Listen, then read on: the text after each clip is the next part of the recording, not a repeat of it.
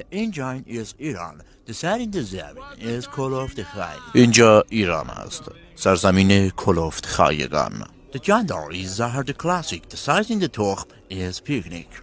در اینجا یک جاندار را می‌بینید که برخلاف ظاهر ساده‌اش خایگانی به قد پیکنیک دارد. But the people and not in the mags is living. او به همه ثابت کرده است که بدون مغز هم میتوان زندگی کرد. The مسیر تردد is انتخاب the بوزین کوهین and عقاب the ناتین تخمین. مسیرهایی که او برای تردد انتخاب می کند، بوزه کوهی و عقاب خایه رفتن به آنجا را ندارند. The people the buffer is filming the super is mother the Israel. The no کاری. بیشتر مردم بر این باورند که او از ننه اسرائیل فیلم سوپر دارد. به همین علت اسرائیل با او هیچ کاری ندارد. The end in the معتقد is beaming